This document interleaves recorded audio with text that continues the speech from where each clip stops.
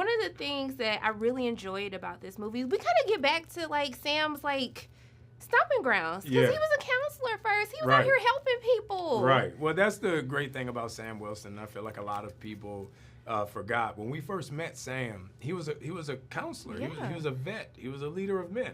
You know, and that's one of the things Steve saw in him that really it made him entrust him and go bring him into the Avengers, because it takes a certain type of person to be a counselor. It takes a certain type of person to step outside of yourself, your own wants, your own desires, and listen to another person and their hard times and their bad things, and listen to that with no judgment. Like that takes compassion. And the big word that we kept coming back to, Julius and I, with this movie was compassion. But I think also, too, there's a moment, you know, with the whole story with Isaiah, and then when everything comes to a head, like, there's a look that you both have, because you understand what you need to do, like what's on the side of right, but you also understand his journey. So how was it still continuing on with Carl in this film and kind of still being able to flesh out that storyline that we saw in the series? Well, you know, Carl Lumley, who plays Isaiah, is like the OG of OGs, you know, and I'll never forget the day that Kevin Feige called me and told me that we got Carl, because Carl brings a certain level of gravitas to every role he plays. And in this movie, much like the show, there's a sadness, there's a brokenness about him that really just, you know, it destroys Sam Wilson, because he sees the greatness of this man and there's nothing he can do to help. And that's the humanity about Sam Wilson. That's the loyalty of Sam Wilson that I think everyone, you know, has grown to love and expect, because Sam Wilson is literally the best version of all of us. But there's also something that Sam says where he wants to still give hope. He wants to give the people hope. And I want to know for you, like, what is something that still gives you hope? What keeps you moving on each day? My kids. I look at my boys and I look at the little dudes they're growing up to be, and it's really empowering. You know, they go play and it's like a little box of crayons, all the colors in the yard running around. And my childhood was very different than that. My parents' childhood was very different than that. So to see the world change so much in 2 generations, it's really amazing. And the way my boys look at the world is very different, and I'm excited to see what the world's going to look like when they grow up. I love it. But I mean, you know, I had beef kind of, sort of, with Sam. I was like, Sam, if you don't take this super soldier serum and stop playing with us right now. Why are you always beefing? I'm trying to do better, okay? We try to do better. But, okay, but I did appreciate the physicality that you have to bring to this, because you don't have the super soldier serum strength to kind of, you know, coast by with. So I want to know, like, how does the physicality change as a hero that doesn't have the serum? Well, the great thing about this movie, and you'll see when you see the whole thing, the tech now, the tech used to come from Stark Enterprises. Now the tech comes from Wakanda. So my suit is a new and improved, jacked up suit from Wakanda. So my tech, as well as my compassion and humanity, are my superpowers. Those are the things that make Sam Wilson special. So he can't, you know, fight his way through his problems. He has to listen and be empathetic and be compassionate towards his fellow man to work through his problems, as opposed to, you know, running in fist first. I love how hype your character is, like in the footage that we saw. He's already, like, trying to figure out which Avengers that he wants to meet. But I want to know for you, like, starting this Marvel journey, like, who is one of the first MCU characters that you wanted to meet? It was RDJ Iron Man. It just, from the moment he's on screen, like, his charisma is through the roof. And so I think his tech, his sense of humor, he also, like, is rich as shit. So, you know, like, he could set up Joaquin in a pretty good spot with, because his affinity for tech as well. So I think it'll be Iron Man. I want to know, because there's an interesting backstory with your character. I'm not sure what we're going to explore yet, but I want to know, like, reading where the comics are right now, like, what's something that you hope to explore as Falcon? That's a good question. I guess I want to continue exploring without spoilers, the skies. I'll keep it that simple. I literally was like, any which way I go, I'm done. Yeah, I want to explore the sky. Now, with Anthony having had the mantle before, like, was there any conversations or advice that you sought out for him before, like, starting filming? Yeah, well, I had a list of questions that I was going to ask him, like, for prep and to try to figure out if there's, like, what's a coherent or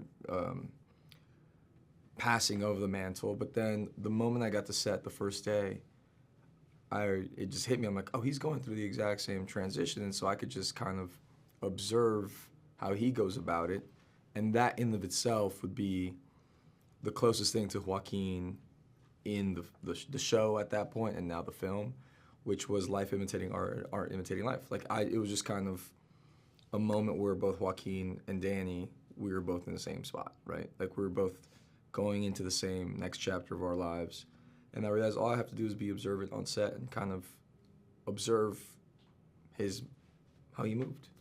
I love that. Yeah. But I mean, And also because he would never share any advice to me. Yeah. he had to give you some. Come on now. Nah, he literally was like, "Don't look me in the eye, kid." I'm kidding. Now I'm gonna ask him about this. No. But I like that. It kind of had this feeling. I feel like this film feels more grounded in the real world. It kind of gave me the vibe of like conspiracy theories that we grew up like watching those types of films. So how was it like kind of ushering back into something that's more grounded for MCU fans? Well, I think it's something we've all been craving too. As an MCU fan, it's just we were going back to the times where the tension and the thrill of the conspiracy was part of the adventure that you go on as an audience member. And Julius, that's like his bread and butter is really grounded stuff. And having always wanted to work with Julius, it feels like the cast itself lends itself. Woo, wow.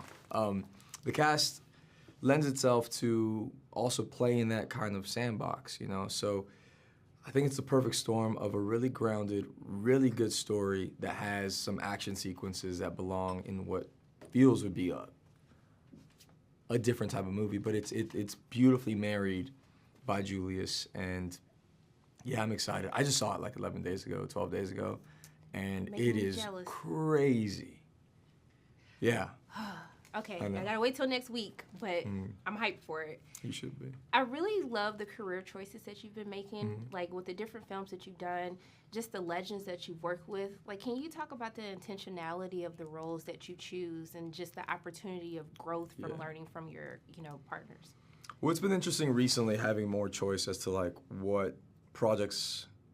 It's not even choosing because I'm still throwing down in audition rooms for them. Honestly, it's whoever wants me. I'm like, I'm there. No, if I'm auditioning for something, it's because I believe in the creative and believe in the script. So it's been more so just understanding that whenever I have been blessed to work with someone of the caliber of a Tom Cruise or Harrison Ford or the directors Joe Kosinski or Claire Denis, like it's at every turn I've been met with a master. And when I've started now being more selective about what auditions I go to, I realized how fulfilled I felt during those projects beyond what the project turns out to be, right? It was the learning and the craftsmanship of them, and that experience was what I realized was kind of like what I want to keep chasing, that feeling. Like I, as a student of life every day, I want to be around people that I could continuously learn from and just hoard all their knowledge. Just kidding. I want to absorb it and take it in, and then hopefully one day be able to share my findings. I have to ask you, going from, co-producing on Civil War to where we are now in Brave New World, like, how is it? Do you feel like you're watching, like, your baby grow up now that Sam is taking the mantle? Yeah, a little bit. It feels like a full circle moment, right? Like, I remember when we first met Anthony Mackie with Joe and Anthony Russo before we'd shot a frame of footage, and just being impressed with how charismatic he was, how personable he was, like, how physical he is, and to start planting the seeds then that now have paid off in this hopefully amazing film, it's like a pinch yourself moment. Now, one of the things when I watched the footage that I really loved is it kind of took me back to like the feel that I had for like 90s like conspiracy thrillers. Sure. I was like, this is giving me like all of my movies I used to love. Sure. Like, what were some of those films that you were thinking about when you grew up on when you were going into like, you know, working on Brave New World? Yeah, we talked a lot about Day of the Jackal, as a for instance. We talked about The Parallax View. We talked about Manchurian Candidate, like these sort of great 70s political thrillers where you really felt the texture of the real world in the movie. And what I think is cool about Sam in the center of this is he's human. Yes. He's not superhuman like Steve was. So the way he looks at the world is just different. And the way he approaches problem solvings in these sort of real world political environments is a little bit different. And that's fun to play with because it puts the character on his back foot kind of immediately. He's always in jeopardy because he's not a super soldier. And the way he gets out of certain situations, I think, are different than how Steve approached them.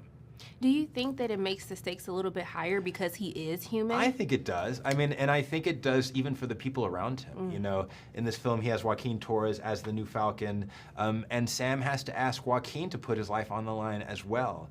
And that's a tough thing to do for a guy who used to be a soldier, who lost his partner in war. So I think making him human actually makes him a little bit more accessible for audiences because they're decisions you or I would also have to make in a similar way. But I think also, too, you know, him being human, because at first I was kind of like, baby, if you don't take this super soldier serum and call it a day, please and thank you, because I would be like, let me get my dose right now. Sure. But it made me think about how, you know, the implications of that, but also, too, is in his compassion. Yep. That we really get to see. A lot of people are like, oh, he's different than Steve, but they feel so alike in a way, and I feel like I get to see his compassion more because he was a counselor. Like, that's how we were introduced to him. That's what he did. That's right. How do you feel like that is going to play with him? Like, is he going to feel like maybe I should? Do we get to see, like, that back and forth on him trying to do the right thing, or should he take the easy route? I think you will see him grapple with some of his decisions for sure. And I think, you know, if you think about it, Sam's time as a hero has always been next to a Steve Rogers or even a Bucky Barnes, another super soldier, right? So for the first time, he's a little bit out on his own and having to navigate a world that's only getting more complicated. And I don't think it would be realistic for anybody to not question whether or not some of the decisions they made in the past were the right or wrong ones. And I think that's in conversation, too, with the real world. You said it. Like, people go, Sam's different. He's human. Like, is this the Captain America for me? And I think the movie wants to talk about those things. But I do think by the end of the movie, everyone's going to walk away knowing that Sam Wilson is Captain America. Okay, you better let them know. But, you know, watching this, I was like, I'm so happy that we have another film, like, headlining a black superhero. Yep. And then even seeing his enhancements made me think of Wakanda. Yep. I do want to know, as, you know, we're gearing up for Black Panther 3, you know, how have you guys been actively trying to figure out, you know, about upholding the legacy of T'Challa or possibly even looking for a new Black Panther to take that mantle? Yeah, the truth is we're very early days on that. Like, Ryan Coogler, our director, is finishing his film Sinners, which is coming out this year and is going to be fantastic. But we haven't done as much work as I think people think we have. So some of the rumors online... Okay, I thought y'all was cooking. I thought y'all had stuff set in place. No, I mean, we have basic ideas, but all the rumors and all the casting, which I think is great because it shows people are passionate about the property.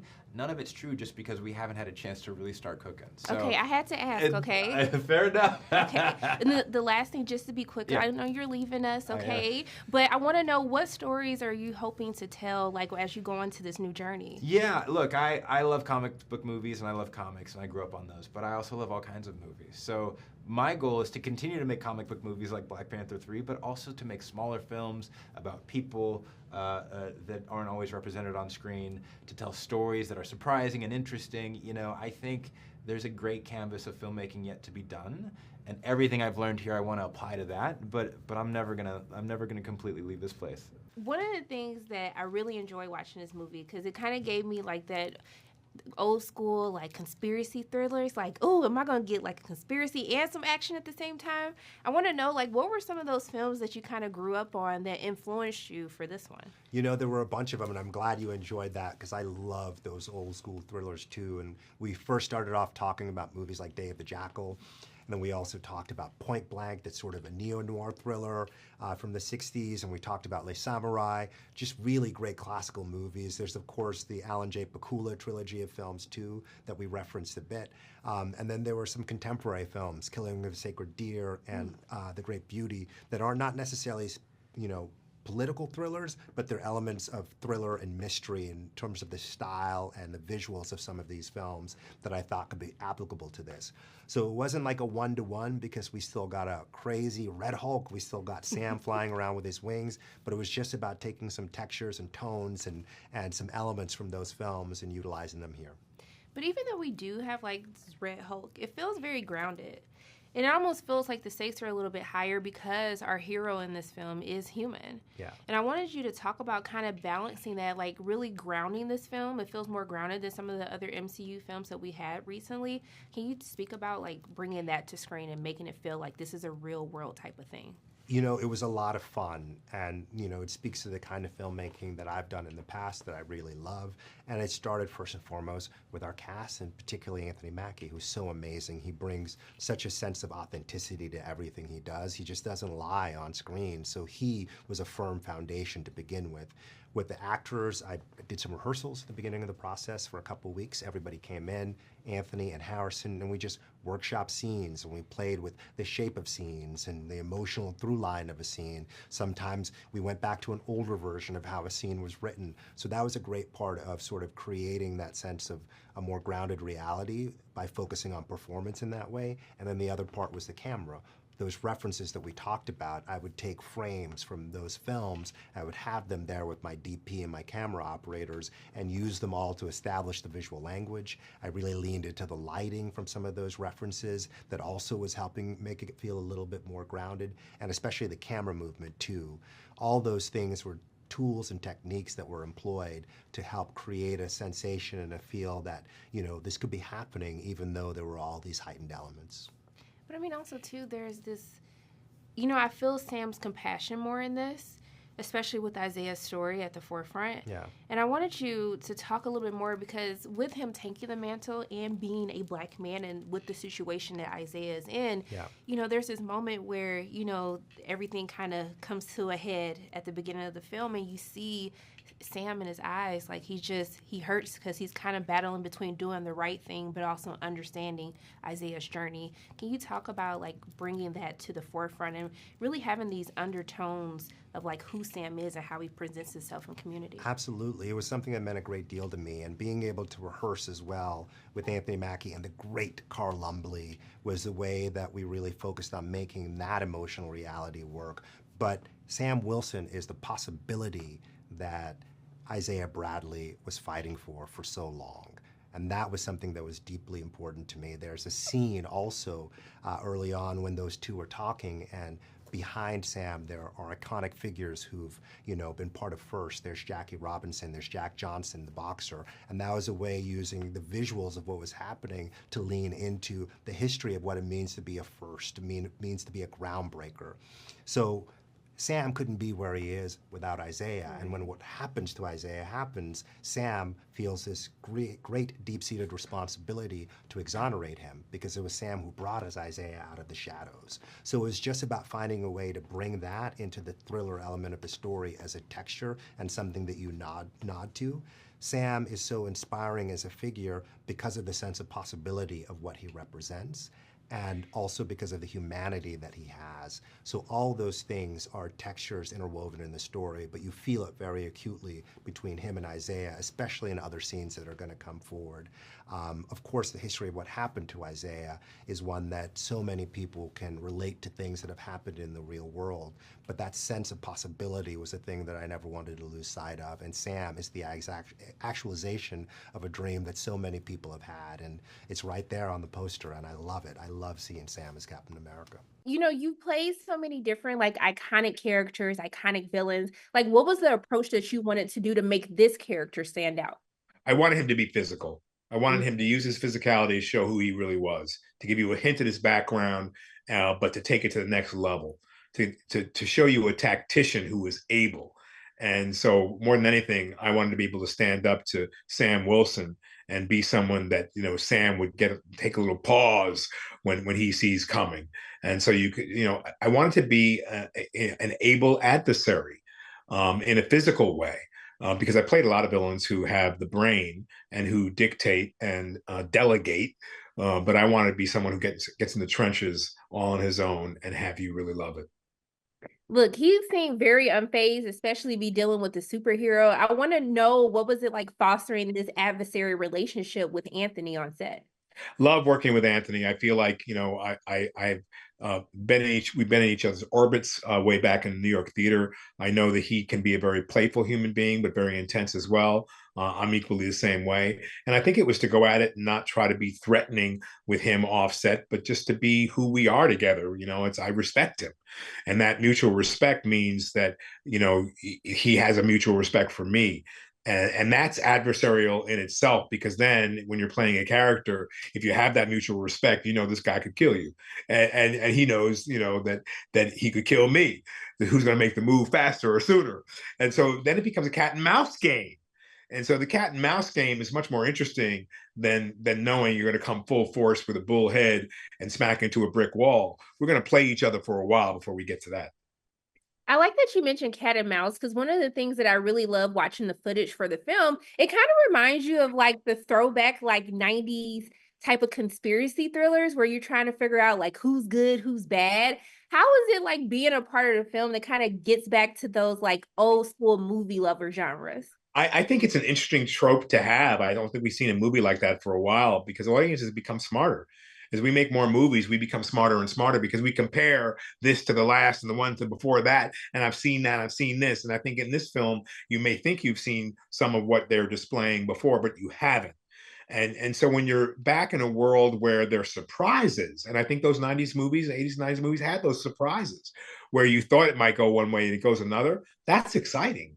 You know, that's something that you can't predict. And to be unpredictable, as I want to use that word in relationship to my character Sidewinder, you don't know where he's coming from or how he's coming at you. This is what makes great films. And, you know, kudos to the team at Marvel and Kevin Feige and Nate Moore and the writers and Julius Onah, especially as a director. He's created something where you're on the edge of your seat the whole movie. Now, you may not have seen the whole thing, but when you do, you're going to know what I mean. This movie is exciting all the way down to the last credit and beyond.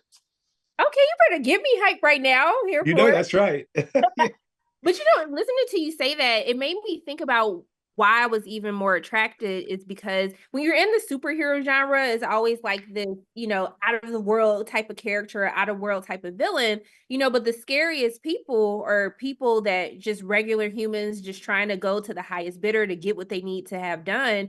So I want to know, you know, playing this character, it feels like he's like this big adversary, but we still just don't know what he's thinking or what he's actually up to. Like, how do you keep the audience guessing like throughout the performance? Like, what little tidbits can you give us about the character? You know, for me, I don't tell them everything. I play against what's written in the dialogue, so that I'm thinking a different thing than what I'm speaking, so that you always have an idea. Is he really telling the truth? Is there something else he's after? So it may seem that I'm sincere, especially in scenes with Sam. And if you haven't seen the whole movie where, you know, we're just talking, there's something that I want. And so what I create is I inform my character with information that you don't have and that the other character I'm speaking to doesn't have, but I'm thinking it. So my eyes are betraying my face, so that you look at me and you see there's something else going on here. I know it. I can feel it, right? Because we're all energy. We're all feeling human beings. And I could be saying something to you with a smile on my face, but inside I'm feeling something else, either from the timbre of my voice or the flicker of my eye. And we feel that. We pick up on it. And so I do things like that to be able to, you know, interest the camera more, which then in turn interests you more and goes, wait, did he just blink? Did he just eyebrow just go up? That was so subtle, but did that just happen? Yeah. So when we go, wait a minute, something to betray something different about what you're hearing me say. When I watched the footage and I saw your character and she started kicking butt, I was like, oh my goodness, like I'm scared of her now. Can you talk about what it's been like preparing physically for this role? You should be scared. She's a real badass. She's very tough. So Ruth Batsaraf, yeah, we had a lot of training. I had like 2 or 3 months of training before arriving to Atlanta to film it 5 times a week. um, waiting lift and also having like a diet to gain the muscle and weight. And then when arriving to Atlanta, also starting to do stunt rehearsals because I had an amazing stunt double for certain moments, but a lot of the fighting scenes and moments I did by myself. So it was a lot of physical training, definitely was a major part of it. And it was really cool and also very important for the character. It's definitely a big part of Ruth. So yeah. But I also want to know, like, because she has this, this former past, and everyone's been dying to see the movie to figure out, like, what her backstory is going to be for this film. I want you to talk about something that you think fans will be most excited about to explore with your character in this film. No, Ruth, she's an ex-Black Widow, this I can say. And she works for the US government, for President Ross, the legend, Harrison Ford. And I think what's really cool with this character and this that she's really, on the one hand, first and foremost, very tough, like you said, very straightforward, very strong. Like you don't want to mess with her. She's also very like tough and straightforward and eyes on the ball, like no BS at all. But at the same time, I think my interpretation, because of her past, she has this within her the ability to see people and to accept the fact that people can change, you know? So I think that was, for me, at least as an actress, I hope that's what people will feel when they watch the film. But that was kind of like the duality of the character, and that's what I was like trying to bring along with like her badassness and her toughness, for sure. Because when I saw her, I was like, honey, I need the backstory on you because I know you didn't already live the life before we got to this moment. 100%. You're right. You're absolutely right. She did. But I want to also know, like, because, you work with Harrison Ford a lot. I want to know, what was it like establishing like that acting relationship on set? Yeah, he's such a legend. I'm such a fan for so many years. So also learning that I'm gonna play alongside with him was just like a dream. And then meeting him, it's Harrison Ford. He's a legend. He can get whatever he wants. He has a break. He can be isolated, whatever. He can get whatever he wants. And every time he was just with us, so grounded, so funny, so down to earth. We had long conversations, and I feel like I really learned a lot from him, also from just talking to him or watching him obviously work, because he's so good in general and also in this film. This is such a cool character. So yeah, it was, honestly, I was really proud to share a screen with him, for sure. I love it. I mean, when you think about these films, it's always rooted in like, everyone has superhero powers. But one of the things that I love about Brave New World, it feels very grounded. It feels like those old school conspiracy thriller, action movies that you used to watch. So I want to know, how did it feel like bringing something a little bit different than what we've been used to in the MCU? Yes, exactly. This is one of the things I just saw the film for the first time a few days ago. So I'm really excited to talk about it. And what you just said is exactly that. I think the fans will not be disappointed. There are like crazy, breathtaking action sequences, like you would not even imagine, like crazy stuff. But at the same time, it has a very grounded feeling to it. I think very character driven. First and foremost for our Captain America, but also for the other characters. You can really feel them. And I think this combination of it being super exciting, but at the same time has so much humanity for it. It also resonates, I think, with the new Captain America, right? Because Sam has military experience and he's super strong, but he didn't take the serum. Right. He's a superhero, but his biggest power, I think, it's his heart. So I do think it's very powerful. I really felt it from the movie, and I hope the fans in generally just people watching it will take it and could maybe take something from that, hopefully, to their life and actions, one can hope.